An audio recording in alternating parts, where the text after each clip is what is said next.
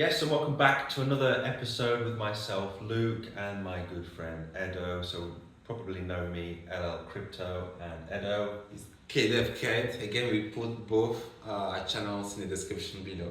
Excellent. So 2 weeks ago, we released the third episode of our podcast looking at centralization and decentralization, the differences, and how decentralization really is probably going to be moving forward, especially in the world of crypto. In today's episode, we're going to start looking at how to keep your crypto safe.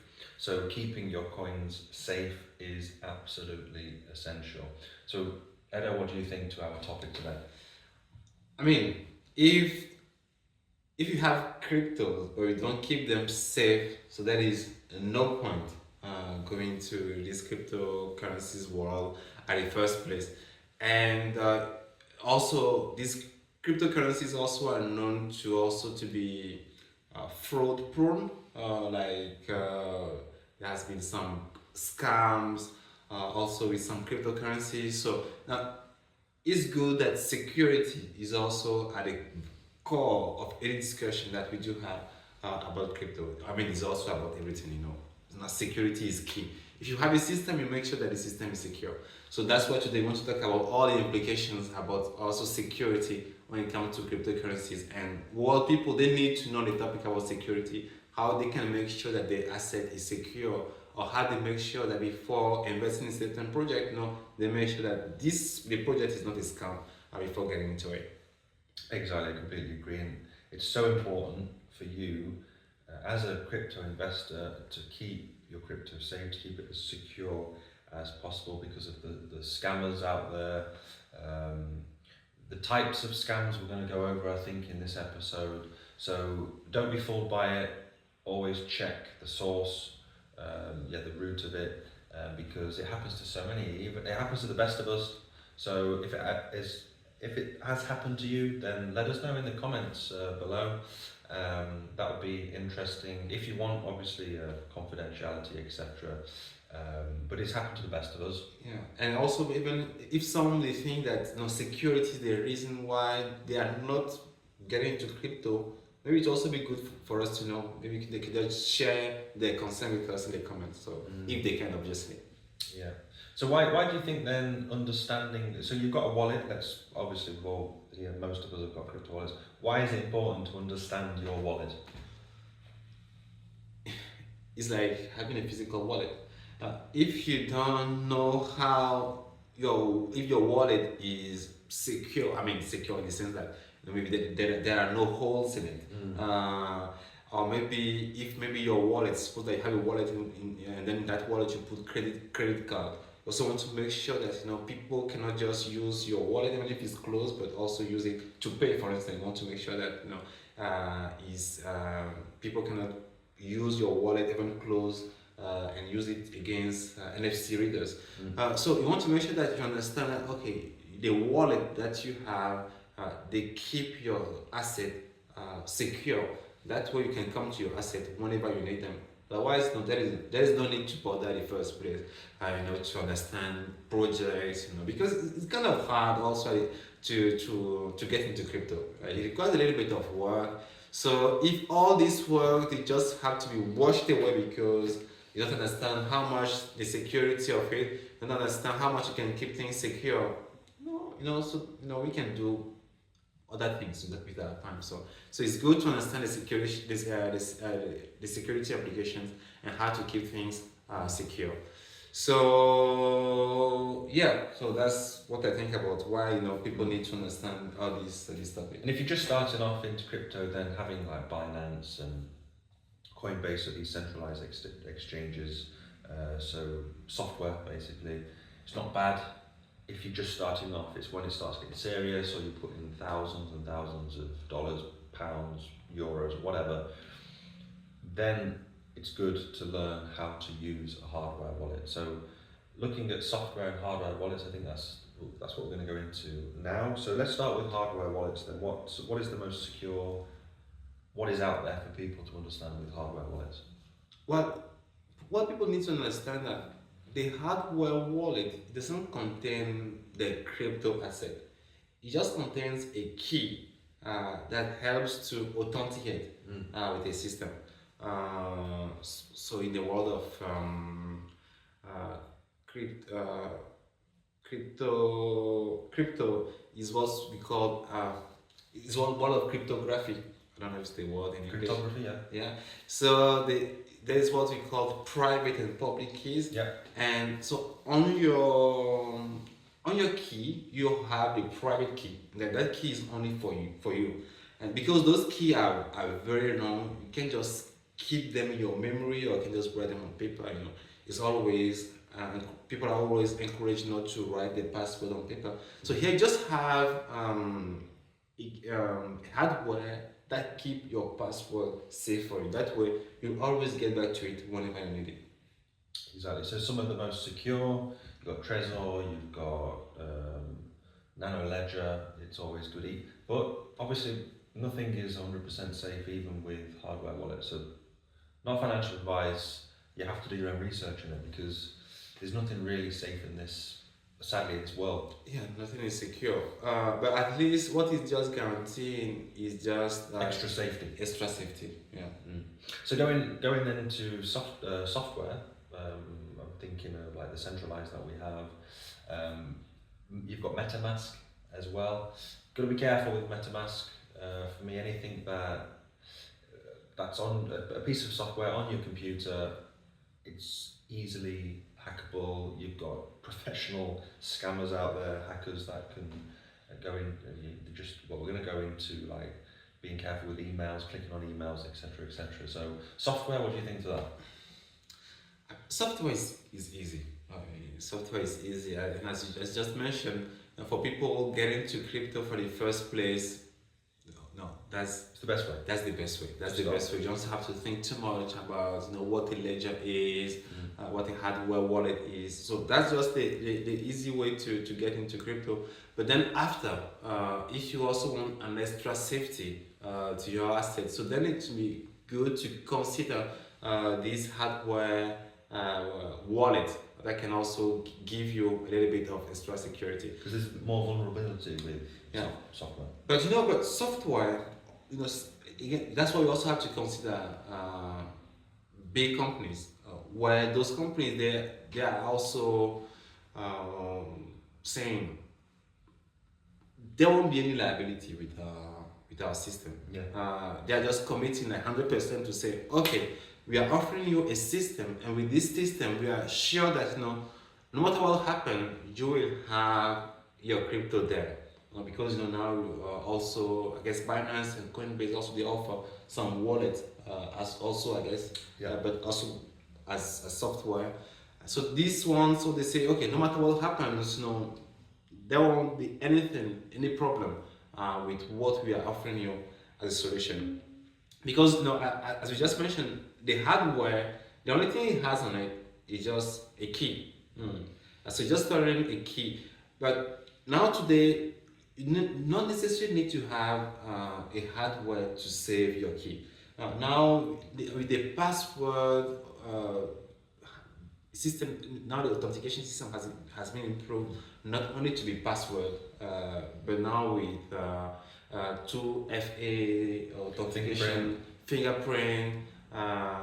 So this one they have been enhancing the security even of software system. So even if you have a software system like Coinbase, Binance, or whatever, just make sure to go through all the security. I know it's a bit tedious, a bit long, but if you're going to keep your crypto safe, go through each part of the security.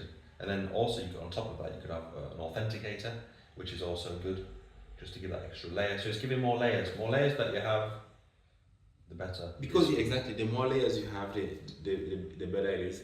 Obviously, it means that maybe for you, when you are going to log in, it will take a little bit more time. Even when you sell an asset or you convert from one wallet to another, it takes a bit more time, it's a bit fiddly, but it's worth it. It's worth it. Because a system is as secure as its weakest point. So if you have something that you make sure that there are no weakest point to how you authenticate to your system, to how you get to your crypto, I guess you can be sure that you have them as long as you need them. Exactly. So just talking about hardware wallets, they do require strong passwords and backups as well. So, for example, if you have a ledger or another hardware wallet, if ever you lose your key, it doesn't matter. The most important is also the seed phrase that we have. I think it's 12 or 16 different phrases. But you know what is funny about those phrases is that you have to keep them somewhere, right? But generally we know that password is strongly advised to write them somewhere because it means that it becomes a vulnerability. But then with those phrases, you have to keep them somewhere because they are very long. You can't keep them in your memory. So it's kind of funny because that's the thing with password. We want them to be long, but then again, when it is long, people they can't keep them in memory, then they have to write them somewhere, and then it becomes something vulnerable again. And another thing also I will mention about hardware. Personally, there's kind of security, kind of small concern I have with hardware is that a hardware can be corrupt, and with those USB key is also very easy for them to get corrupted. So you want something very secure, but at the same time, it's also good to know that there are some trade-off here. You have to strike a balance between how much secure and how much what are also the risks that can go along with that. At the end of the day, nothing is 100% secure proof. That's the reality. You take measures. So if you're using software or hardware wallets, then there's always going to be a risk. It's just trying to make that risk as small and minute as possible. So I always say, again, it's not any financial advice, is have multiple wallets. Don't have all your eggs in one basket. Keep them in separate, just in case one is corrupted. You lose one via theft or whatever, then you don't lose everything. And talking about security, like the other day I was discussing with someone, and he said that as you said, nothing is 100% secure, but security is what we want to allow and what we don't want to allow. And not talking about our password is how much effort you want to put into securing our login versus how much risk you want to accept. And then based on that, maybe we put on like 2FA authenticator, or maybe we'll add an application, maybe like Microsoft Authenticator or Google Authenticator, or we can also add maybe another layer of also with maybe the fingerprint, email, text message. Exactly. So it's always a balance to find between how much we want to secure our thing versus the risk we want to allow. One of my personal favorites is the Google Authenticator because you have every 20 seconds it brings out another 4 to 6 digits. I think it's 6 digits. So every 20 seconds, you have to be a bit quick yourself. Some takes longer than 20 seconds, but eventually you just get the habit of doing it. But it's the best for me. Yeah, you have to find the one that works the best and stick to it. But today, they've improved the password authentication. They've improved the authentication of applications so that it doesn't necessarily have to be password anymore.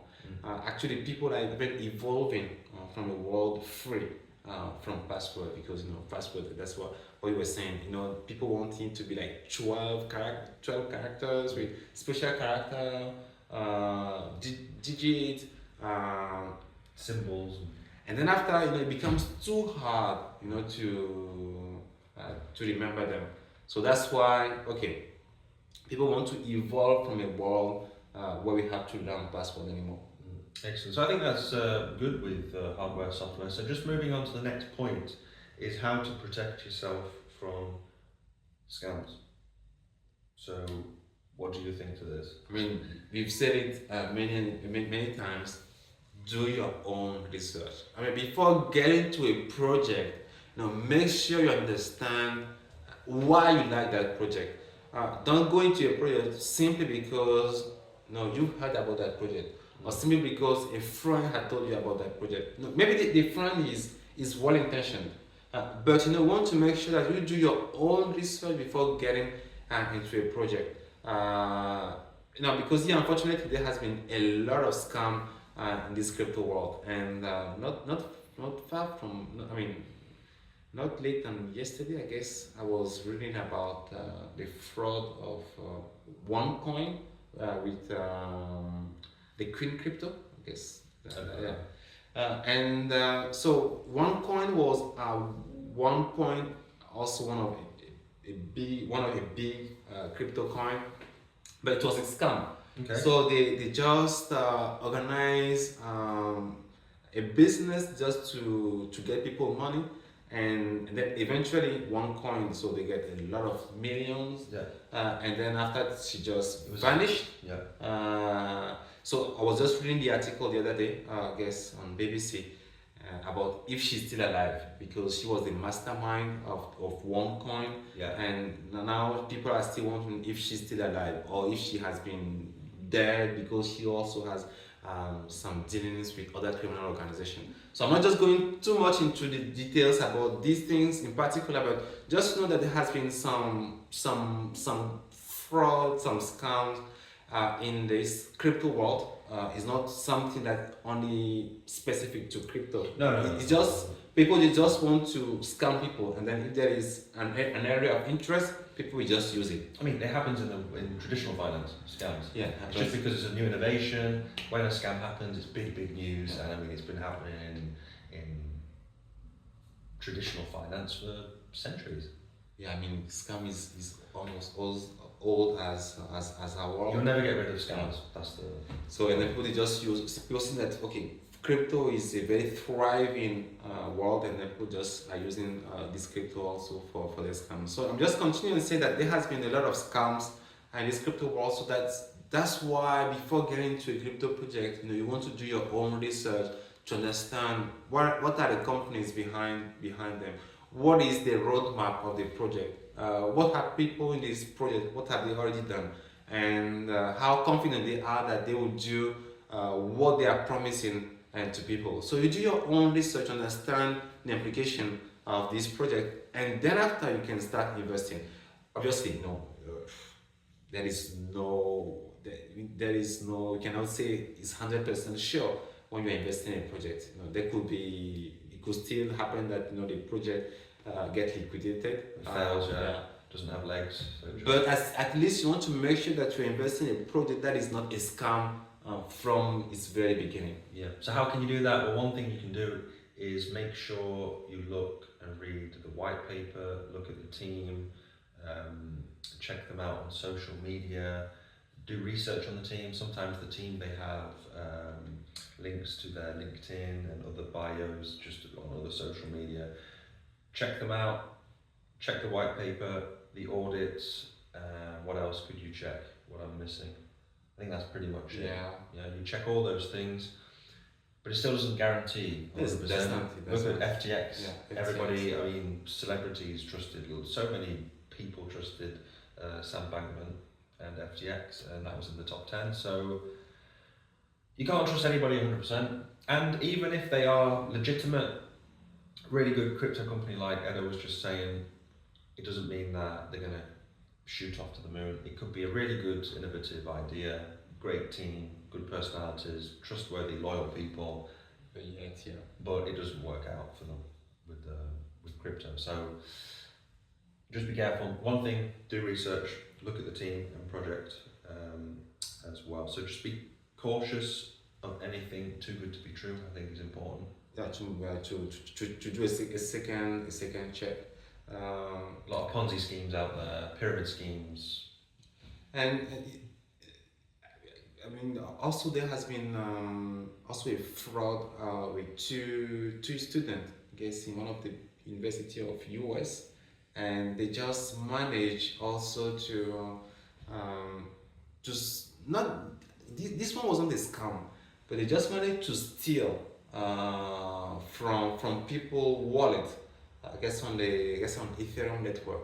I don't want to say something that is not correct, but there was also another scam, not a scam there, it was a theft that happened with two students from one of the prestigious universities in US, and now the two are prosecuted. So I cannot say that it's a theft completely, because I don't know if the court case has already said that okay, this one they've stolen something, and then they need to be pursued for that. But just to say that things happen in this crypto world, and people need to be aware of them before investing, or even it will help also to be careful in how you buy, you sell, or how you invest in a certain project.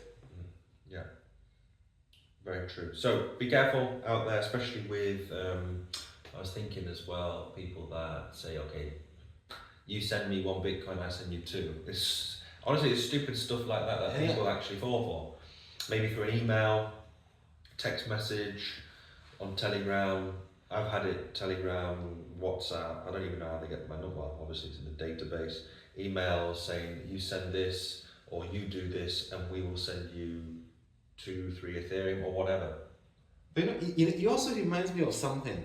A few months ago, I can't remember exactly, I received an email from someone who said that, we've been watching your videos, would you be interested to work with us? And then I went further, then I said, could you schedule a Zoom call and say, again, and then after we discussed and then you told me you received the same thing, and then straight. I won't mention the country. Yeah, straight we thought that this one was a scam, but because we said let's just schedule a Zoom call so you can just see who are the people behind it. Because generally when there are scams, people they just they use emails, but never they schedule videos, because they don't want people to see who they really are. They just want to use emails, and sometimes you can also use photos. But then now this one with generated AI images, they can quickly send photos that may seem as if they are legit people. But I guess in our case it was straightforward. Could we just do a Zoom call and then we discuss about the thing, and then never heard anything. Exactly. So they happen. Also, be careful of people that say they can look after your crypto for you, or if you send them money that they will have. I just heard yesterday that that's what happened here where we live in France. One person was asking multiple people, if you give me the money, I will invest for you. They did it, and he ran away. So it's just another detail, just an example, but things like that. So the only person you can trust is yourself. For sure. Ultimately, not even, we're just two guys talking about this, so you have to trust in yourself. So phishing emails, fake websites, social media, are also giveaways are also common as well. So just being careful of any free giveaway, or you've won this, you just have to click on here and don't click. Don't click, for sure. Especially if you're not confident where this thing will lead you to. Excellent. And the other point was never share your private keys with anyone, which is... We don't share password. So similar with private keys. Because private keys, they're just password, but they are longer, and they are meant to be more secure. Yeah. So just moving on to the next point is the best practices for secure transactions. So what are some of the best practices, Eda? For secure transactions, we've spoken about it briefly. This could happen easily. Maybe even transferring your own asset from one address to the other. It's easy to make small mistakes, but if you make a mistake, then you're going to send your money to someone you don't know, or it could even be that this address is not to anybody yet. So, and then if you make that transaction, then you lose money. So maybe if in that case, what you can do is that you send a small amount of money. Obviously, this is $10, $50. And then you see if you have received the money in the other asset before you send the whole thing. It seems to be something very easy, but it has happened to people. So that could be a way to make sure that your transactions they are secure, for instance. And then as you just mentioned, if someone just say, could you send me some money, then after we refund it to you, why? Why would someone will be asking you for money? If someone is coming asking you, give me $1,000, and after we give you $2,000, what is happening here? Something you have red flags popping up in your mind. So the same thing goes to crypto as well. And then I just mentioned also about securing applications that we do use with stronger password, and then also making sure that you have the multi-factor authentication also toggled on.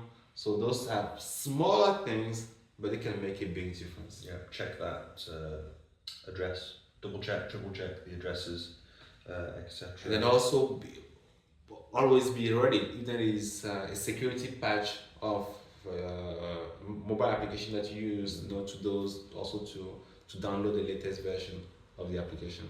Excellent. Most of this we've just covered anyway. We've just spoken about it, so you can go back and revisit the video whenever you like. So just in conclusion then, staying informed is also key. Very much. Different news sources, just be careful what you read, what you believe. If you're going to look at news sources, check out as many news sources as possible, compare, contrast, look at the different comparisons, because news sources, wherever you live, whatever country, will be different in one country to another. So there's one website I like to use, I don't remember the name, I'll put it in the description below, but basically it compares every single news source around the world, and it keeps me updated. I compare the different news sources, the different websites that they're coming from, newspapers, journals, magazines, and it just gives me more of an objective feel, because one country will differ from another one. And that's news as well. That's not just in crypto, that's general things. So just be careful with what you believe, what news sources you're looking at. At the moment the craze is about meme coins, and there's a lot of news sources saying, oh, you should buy these top 5 meme coins, but then another news source says, no, you have to buy these top 5. So which ones are? Meme coins in general are very risky. It's just an example, but you just have to compare and just be careful. I don't know what you think. You said it all. It's true. Sometimes these news sources, they could be biased about what project they advise people to buy, because sometimes it could also be that it's almost advertisement for those companies. Yeah. So we really want to be extremely careful. Generally, it's always best, before you buy, it's not only because there has been advertisement about a project. Obviously, people can just advertise that, okay, we have a new project because this is what we want to do, and then you yourself, you go, you read, and then you say, okay, I like it. I think that these people, they can just make a big difference in what they think they will do. And then that's how you start and invest in a project. Yeah. So, for your information, we have a crypto project, but we're not going to say what it is, because we don't want to come across as scammers. So you can do your own homework and you can find out that project for yourself if you're interested. And who knows, you might stumble across it one day, and hopefully our project in crypto will shoot up. But that's some homework, personal homework for you, is to try and find out what project we are creating or have been creating and dealing with at this moment. So, but again, we are saying that we are not encouraging necessarily people to just go and say to buy a project. We're just saying that, okay, we have a project that we think have a potential to be really a very innovative one. Yeah. So you can go try and find out yourself. I'm not saying anything for obviously the reasons that we've just spoken about. And one other thing is join online crypto communities to learn from others. So what you could do is simply, there's so many YouTubers out there with crypto. Again, just compare. Look at the best crypto YouTubers out there, compare what they're saying, if it matches up. Usually the best ones, they usually are on par, and usually they have similar thinking behind things, even though obviously opinions differ, but generally speaking they have the same, it's going in the same direction. For sure. It's not just like a guy talking about the same meme coin, or they're just fixated on one specific coin because they want that one to pump because they have bags of it. But look at more objective to different channels. cryptocurrencies. Yeah. So that's on YouTube. But one thing to know is that sometimes getting yourself informed or staying informed in crypto, it can require a significant amount of time, but it's worth it. Exactly. So crypto security is an ongoing process. So you have to stay vigilant. Just be careful what you're doing. Please visit this video again if ever you're unsure. Just go through the different steps. Trust only in yourself. Look at the differences with software and hardware wallets. If you're going to get into a hardware wallet, maybe look at software first. My opinion only, of course. Hardware wallet, look at the best. You've got many different hardware wallets, but the most important is to do your own research. Don't have all your eggs in one basket. Be safe when it comes to security, even though it's a bit boring and tedious to do. The safer the better, because you don't want, and we don't want you to lose your crypto, especially going in the bull run. We don't know, your $1,000 could turn into 10,000 or more, and then if you just lose it because of a scam or you've made a mistake, it would be really sad to go through, and a lot of people have, so we don't want you to do the same.